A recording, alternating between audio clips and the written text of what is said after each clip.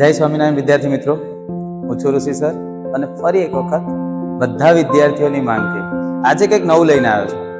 વિદ્યાર્થી મિત્રો, અત્યાર સુધી સફળતાની ચાવી હતી, પણ આજે સફળતાની ચાવીનો ઝુમકો છે.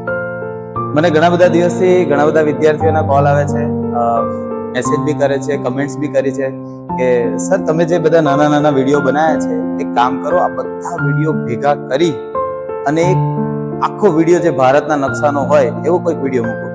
આજે ખાસ એ વિદ્યાર્થીઓ માટે હું આ વિડીયો લઈને આવ્યો છું. વિદ્યાર્થી મિત્રો, અત્યાર સુધી મેં તમને આવી ઘણી બધી ચાવીઓ શીખવાડી છે. મમરા પૌવા, HPUPU, AG ટિકટોક, PUBG ઓસમ છે, અમીના મેમ અત્રી અને અલ્પુ દીદી ચકલી. પરંતુ આજે હું તમને આ બધી વસ્તુ એક સાથે ભેગી કરી અને કઈ રીતે સંપૂર્ણ નકશો યાદ રાખી શકાય એનો વિડીયો તમારી પાસે લઈને આવ્યો. વિદ્યાર્થી મિત્રો, સૌથી પહેલા આપણે શરૂઆત કરીએ આપણા પોતાના રાજ્ય ગુજરાતથી. આપણે આપણું ઘર કેમ ભૂલાય? આપણે જે ઘરમાં રહેતા હોય એ ઘરને તો ભૂલાય નહીં. તો નકશામાં ગુજરાત ક્યાં છે એક્ઝેક્ટ એક્યુરેટ આપણને બધાને આવડવું જોઈએ. વાત કરીએ આપણા પાડોશી રાજ્યની, તો આપણા પડોશમાં મમરા છે. શું છે સાહેબ? મમરા. મહારાષ્ટ્ર, મધ્યપ્રદેશ, રાજસ્થાન. ખાલી મમરા બોલવાથી તમને 3 રાજ્યના નામ સહેલાઈથી આવડી જાય: મહારાષ્ટ્ર, મધ્યપ્રદેશ, રાજસ્થાન. ત્યારબાદ વિદ્યાર્થી મિત્રો, અહીંયા સહેજ ઉપર તરફ જઈએ એટલે ઉપર પૌવા છે. નાસ્તામાં બંને વસ્તુ ભાવે છે ખાવાની. મમરા અને પૌવા કોને નથી ભાવતા? ગુજરાતીઓનો ફેવરેટ નાસ્તો છે મમરા પૌવા. તો ખાલી મમરા યાદ રાખો. મહારાષ્ટ્ર, મધ્યપ્રદેશ, રાજસ્થાન. એની ઉપર શું છે? તો કે સાહેબ પંજાબ અને હરિયાણા. ઉપર પંજાબ, નીચે હરિયાણા. ઉપર પો, નીચે હા, પંજાબ, હરિયાણા. તો આમ મારી પહેલી ચાવીના ઉપયોગથી તમે આરામથી આપણા દેશના 5 રાજ્યોના નામ સહેલાઈથી યાદ રાખી શકો છો: મહારાષ્ટ્ર, મધ્યપ્રદેશ, રાજસ્થાન, પંજાબ, હરિયાણા.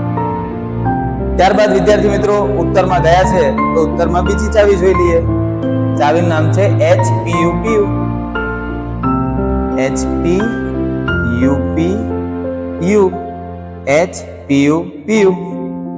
HP એટલે હિમાચલ પ્રદેશ, UP એટલે ઉત્તર પ્રદેશ અને U એટલે ઉત્તરાખંડ. મિત્રો, HPUPU બોલવાથી તમે આપણા દેશના ઉત્તર ભારતના બીજા 3 રાજ્યોના નામ સહેલાઈથી યાદ રાખી શકો છો. તો વિદ્યાર્થી મિત્રો, આપણા મહારાષ્ટ્ર, મધ્યપ્રદેશ, રાજસ્થાન, પંજાબ, હરિયાણા, હિમાચલ પ્રદેશ, ઉત્તર પ્રદેશ, ઉત્તરાખંડ. ત્યારબાદ એક એવી સરસ મજાની ચાવી, AG ટિકટોક. ટિકટોક પર ઘણા બધા વિડીયો બનાવ્યા છે, ઓબ્વિયસલી બધાએ. પહેલા લોકડાઉન પહેલા તો ટિકટોક જ ચાલતું હતું. આ તો પાછળથી બેન થઈ ગયો એટલે હમણાં નથી. બાકી હમણાં આવતા તો હમણાં બી એ જ વસ્તુ પર વિડીયો બનાવતા. આ ટિકટોકમાં I અને O સાયલેન્ટ છે, એના પરથી કોઈ રાજ્યના નામ નથી બનતા. આપણે યાદ રાખવાનું છે AG TK. શું યાદ રાખવાનું છે? AG TK.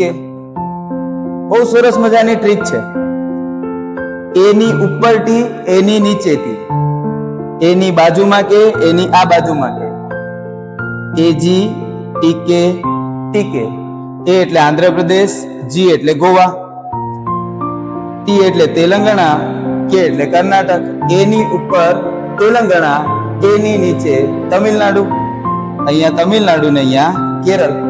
આમ માત્ર AG TK આવું બોલીને તમે દક્ષિણ ભારતના 6 રાજ્યના નામ સહેલાઈથી યાદ રાખી શકો છો: આંધ્રપ્રદેશ, ગોવા, તેલંગાણા, કર્ણાટક, તમિલનાડુ, કેરળ. તો આપણી ત્રીજી ચાવીથી લગભગ આપણે અડધા ભારતના રાજ્યના નામ તો સહેલાઈથી યાદ રહી ગયા. વાત કરીએ આપણી ચોથી ચાવીની. વિદ્યાર્થી મિત્રોને આ ચાવી બહુ પસંદ આવી. મને કે સર જેવી ગેમના તમે વિડીયો હજી બનાવજો અને આવા ગેમ વાળા કંઈક વર્ડ હોય ને તો લાવજો, અમને સહેલાઈથી યાદ રહી જાય છે. કેમ કે વધારે જ રમી છે ભાઈ લોકડાઉનમાં બધા વિદ્યાર્થીઓ, એટલા માટે. તો PUBG. પશ્ચિમ બંગાળ, બિહાર, ઝારખંડ. ખાલી PUBG બોલવાથી તમને એક સાથે અહીંયા પૂર્વના 3 રાજ્યોના નામ યાદ રહી જાય: પશ્ચિમ બંગાળ, બિહાર, ઝારખંડ. એના પછી મ થી કોઈ નામ નથી થતું, પણ આ તો વર્ડ યોગ્ય લાગે એટલા માટે ઓસમ શબ્દ મૂક્યો છે. તો O એટલે ઓડિશા, સ એટલે સિક્કિમ. O એટલે ઓડિશા, સ એટલે સિક્કિમ અને છેલ્લું છે છ એટલે છત્તીસગઢ. તો વિદ્યાર્થી મિત્રો, માત્ર 4 નાની ચાવીઓથી ભારતના લગભગ 21 રાજ્ય તમે ઇઝીલી શીખી શકો છો, સહેલાઈથી યાદ રાખી શકો. એક બે વાર પ્રેક્ટિસ કરીએ ને સાહેબ તો અડધી રાતે ઊંઘમાંથી બી ઉઠાડીને ગુજરાતની આજુબાજુ કયા રાજ્ય આવેલા છે તો પ્રેમથી કહી દેવાનું મમરા આવેલા છે. ત્યારબાદ વિદ્યાર્થી મિત્રો સૌથી અગત્યની ચાવી, મોસ્ટ ઓફ વિદ્યાર્થી મિત્રોને આ ચાવી અને આ લોકેશન યાદ રાખવામાં તકલીફ થાય છે. આ સેવન સિસ્ટર્સ નો જે સમૂહ છે, 7 રાજ્યોનો સમૂહ જેને સેવન સિસ્ટર્સ કહેવાય છે, એને યાદ રાખવા માટે સરસ મજાનો કોડ છે અમીના. હવે આ ચાવી બી એ રીતની બનાવી છે કે તમે આ ચાવીનો ઉપયોગ કરશો ને તો એક્ઝેક્ટ આગળનો જે અક્ષર છે આલ્ફાબેટ એ તમારી માટે ક્લિયર થશે. અ મી ના. અસમ, મિઝોરામ, નાગાલેન્ડ. ફરીથી કહું છું, અ મી ના, અસમ, મિઝોરામ, નાગાલેન્ડ. ત્યારબાદ મે મ. મેમ વર્ડ બિલકુલ કોમન વર્ડ છે વિદ્યાર્થી મિત્રો. સ્કૂલમાં ટીચર હોય, લેડી ટીચર હોય, તેને આપણે મેમ શબ્દથી ઉચ્ચાર કરતા હોઈએ છીએ, બોલાવતા હોઈએ છીએ આદર સાથે. તો મેમ વર્ડ ઇઝીલી યાદ રહી જાય. તો અહીંયા યાદ રાખવાનું અમીના મેમ. શું યાદ રાખવાનું છે?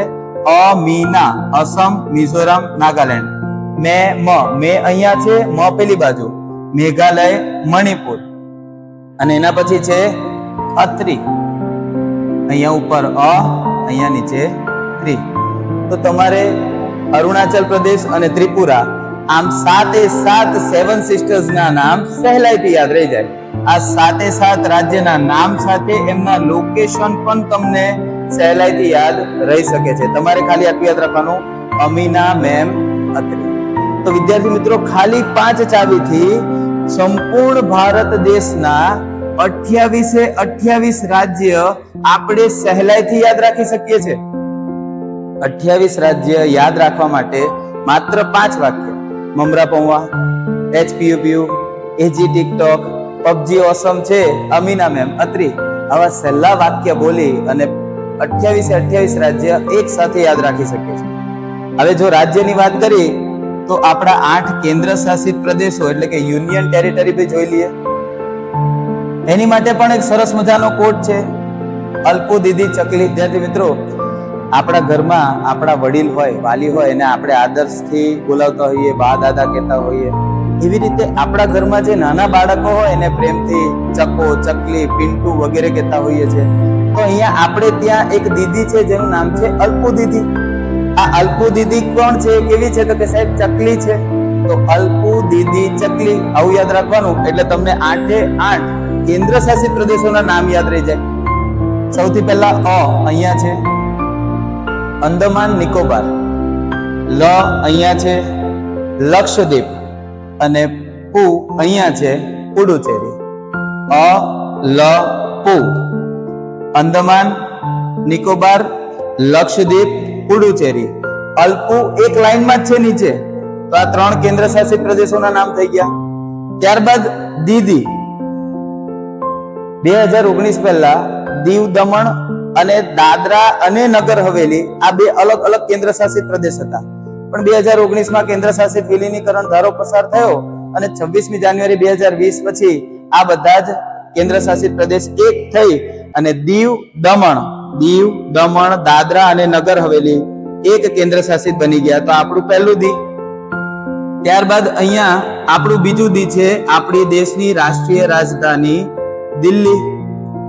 તો અલ્પુ દીદી, દીવ, દમણ, દાદરા અને નગર હવેલી અને દિલ્હી. અને છેલ્લા ચકલી. ચકલી ક્યાં હોય? તો કે સાહેબ આકાશમાં હોય, ઉપર ઉડે. આમ અહીંયા પણ ચકલી ઉપર જ છે. ચ એટલે ચંડીગઢ, ચ એટલે ચંડીગઢ, ક એટલે કાશ્મીર, જમ્મુ કાશ્મીર અને લી એટલે લદ્દાખ. આર્ટિકલ 370 હટ્યું, 29 રાજ્યમાંથી 28 થઈ ગયા. જમ્મુ કાશ્મીર પાસે જે અલગ દરજ્જો હતો એની જગ્યાએ 2 કેન્દ્ર શાસિત અસ્તિત્વમાં આવ્યા. એકનું નામ જમ્મુ કાશ્મીર અને બીજું લદ્દાખ. તો આમ અલ્પુ દીદી ચકલી આટલું બોલવાથી તમને 8 કેન્દ્ર શાસિત પ્રદેશોના નામ સહેલાઈથી યાદ રહી શકે છે. તો વિદ્યાર્થી મિત્રો, ખાસ તમારી માટે આ ભારતના 28 રાજ્ય અને 8 કેન્દ્ર શાસિત પ્રદેશો એક જ વિડીયોની અંદર તમારી સમક્ષ લઈને આવ્યો છું. આશા રાખીશ તમને મારો વિડીયો પસંદ આવ્યો છે. જો તમને મારો વિડીયો પસંદ આવે તો પ્લીઝ આ વિડીયોને લાઈક કરજો. જો તમને એવું લાગે કે આનાથી કોઈક વિદ્યાર્થીને અથવા તો જે કોમ્પિટિટિવ એક્ઝામની તૈયારી કરે છે તેવા લોકોને પણ આ ખૂબ જ ફાયદાકારક વિડીયો બની શકે છે, તેવા લોકોને ખાસ શેર કરજો. જો તમને મારી ચેનલ ગમતી હોય તો પ્લીઝ કરીને સબસ્ક્રાઇબ કરજો અને તમને જે કોઈ બી ડાઉટ્સ હોય એસએસ અને ઇકોનોમિક્સમાં તો મને કમેન્ટ બોક્સમાં લખીને ખાસ જણાવજો. આ સાથે વિનવું છું. અસ્તુ. જય સ્વામિનારાયણ.